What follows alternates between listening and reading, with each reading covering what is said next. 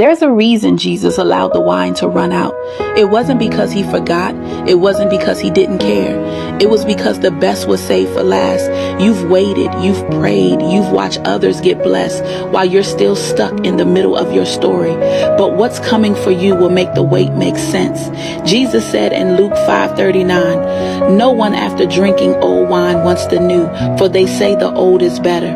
You're not behind. You're not forgotten. You're being aged for greatness. Remember Joseph, thrown into a pit by his brothers, sold like property, falsely accused, forgotten in prison for years. If you looked at just that chapter, you'd think God abandoned him. But behind the silence, God was preparing him for a throne. James 1:12 says, "Blessed is the one who perseveres under trial, because having stood the test, that person will receive the crown of life." Don't give up. The enemy isn't after your job or your relationship.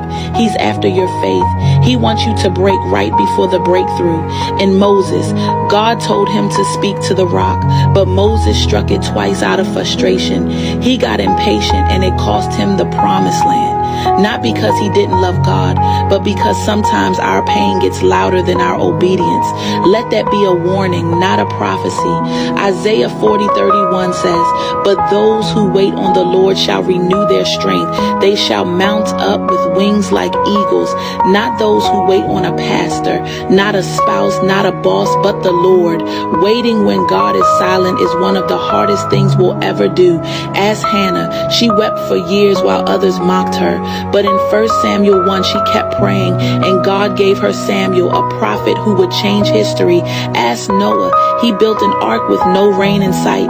For 120 years, he looked crazy until the skies broke open. God is never late, but he's never early either.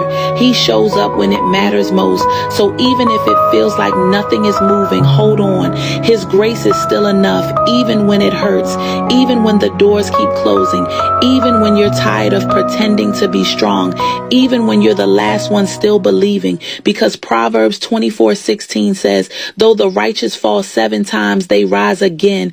And maybe, just maybe, the wine had to run out so that heaven could show you what only heaven can provide. If this stirs something in your spirit, don't scroll past it. Share it with someone who's been stuck in the waiting. And if you still believe God is saving his best for you, type "God, I'll wait for your best" in the comments.